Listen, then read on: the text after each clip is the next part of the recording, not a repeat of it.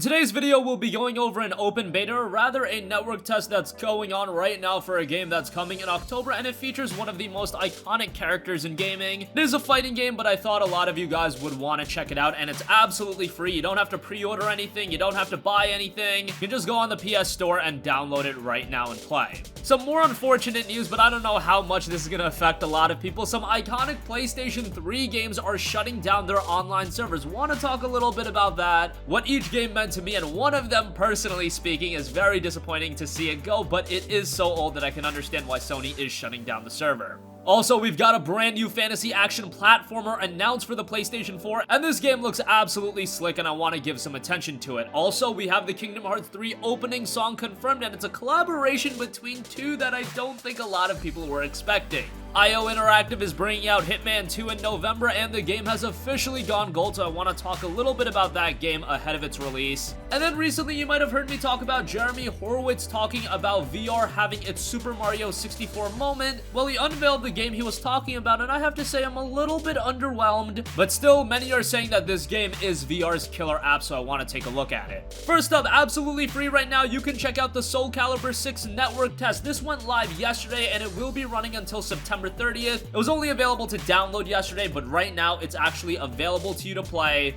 It kicked off just about 2 hours ago from recording this video, and it'll be running until September 30th, 8 p.m. Pacific time. Of course, one of the selling points of SoulCalibur 6, and you can see it directly on the cover, is that Geralt of Rivia from the Witcher franchise will be making an appearance in the game. SoulCalibur has always featured guest characters from popular franchises. In SoulCalibur 4, we had Yoda and Darth Vader, so that was pretty cool. With SoulCalibur 6, I think Geralt of Rivia is a perfect fit in the game. It also features a large cast of playable characters for a network test and 9 available stages.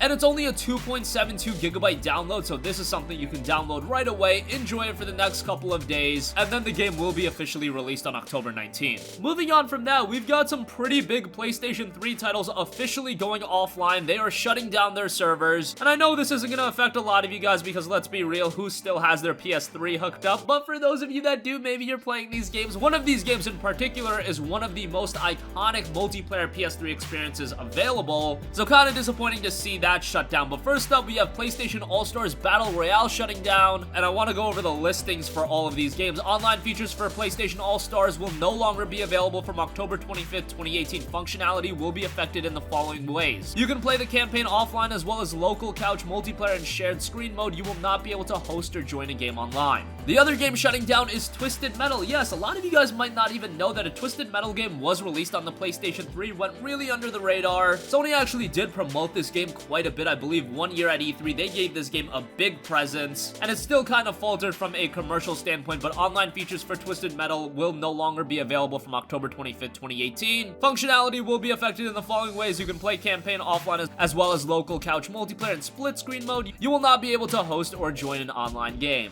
And lastly, the one game being shut down that's kind of depressing to me because I'm kind of nostalgic towards this game, it is Warhawk. Man, I can't believe Warhawk has been around for this long. I believe this game released all the way back in 2007. It's had a pretty good run. It did have a spiritual successor with Starhawk, and Starhawk was one of the most underrated PlayStation 3 exclusives in my opinion. But talking about Warhawk, the online servers for Warhawk will be shut down on October 25th, 2018 at 12 a.m. Pacific time. As Warhawk was an online-only title, this shutdown means that the game will no longer be playable unless the PS3 system is set to LAN mode, as only local network play will function. That's really disappointing to me because that makes Warhawk the game kind of obsolete. The same thing happened with MAG Massive Action Game when they shut that game down. Because it was an online-only game, the game itself kind of became worthless, and Warhawk, on the other hand, one of the most iconic PS3 exclusives. If you remember, people buying this game was a big way a lot of people got their hands on a Bluetooth headset, but now Warhawk will finally be going to the wayside, so that's kind of disappointing. But again, all of these games are rather old. Not many of you guys have your PlayStation 3 still hooked up, but I wanted to give those games some attention before they finally hit the sack in October.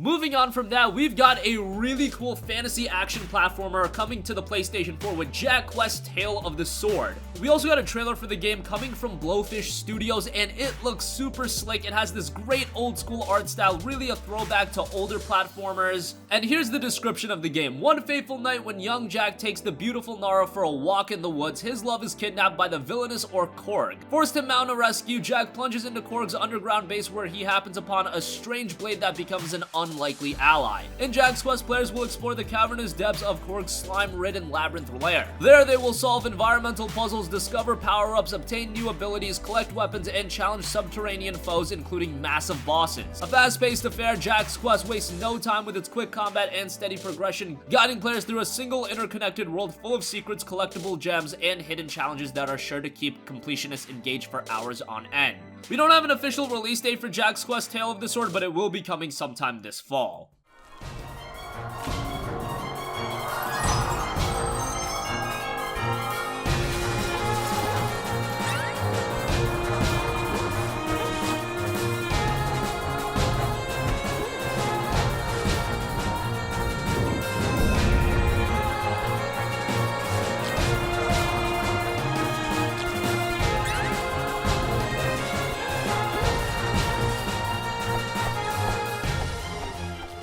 Moving on from that, it looks like Kingdom Hearts 3's release date is finally within striking distance. Of course, we do know the game is scheduled for a January 29th release. Fingers crossed that that actually comes to fruition. We've seen Square Enix make late delays before. Just look at it with Final Fantasy 15. Final Fantasy 15 was a game that was long awaited. They actually held a conference to announce that game's release date, and then they still ended up delaying the game. So with Square Enix, with the Square Enix Japanese titles in specific, you really don't know what to expect as far as a release date goes. But Kingdom Hearts has always been a franchise that has had some iconic music. Of course, I can go back to Kingdom Hearts 1 with Simple and Clean, then I can go to Kingdom Hearts 2 with Sanctuary, and Kingdom Hearts 3's opening song is titled Face My Fears, and it'll once again be done by Hikaru Utada, but it also will be a collaboration with her and Skrillex. That seems like an absolutely random collaboration, but at the same time, I'm interested to see how this song can turn out. Again, with Simple and Clean and Sanctuary being two of the most iconic songs in JRPG history, Face My Fears has a lot to live up to.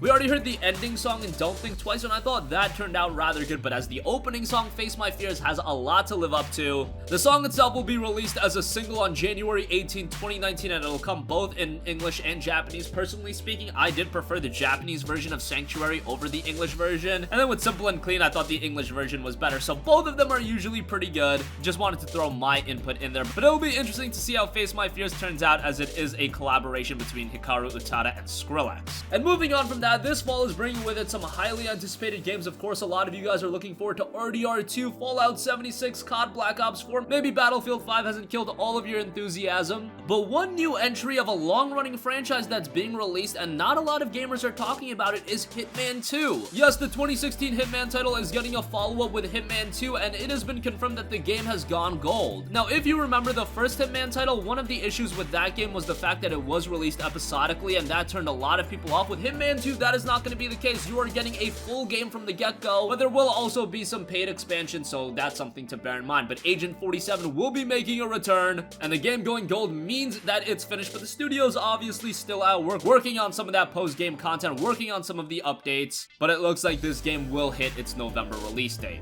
And lastly, I recently spoke on how Jeremy Horwitz was hyping up a big VR property that was coming, and I figured that it was gonna be a brand new VR game announcement. Rather, it is the PlayStation VR title in Astrobot. He put out a tweet saying, quote, "The big deal VR game is coming next week. As some people correctly deduced, it's Sony's Astrobot." Several others have recently used phrases like, quote, "killer app" to describe it. After note number 3, my next tweets are gonna take a high-level look at why VR players need to experience it. Now, if you don't know, Astrobot is a pretty stylish platformer, a game that wasn't really on my radar, but the more that I see of it, this game being done by Sony Japan does look like it has a lot of potential to be a high-quality platformer. However, at the same time, I don't know if this is going to be the VR selling experience that a lot of people were expecting. It's not like Astrobot was this unknown game, but maybe after the reviews are posted and we see how this game actually does from a critical standpoint, more people are going to take notice of it, because this isn't a game that Sony has been heavily promoted. I've seen it be mentioned here and there, But even a game like Firewall Zero Hour I thought had more promotion and more anticipation going into its release, so for Astrobot to be seen as the killer app, that's kind of interesting. But as a big proponent of PlayStation VR, this is a game that I will be checking out, and I'll be giving you guys my thoughts on it sometime down the line.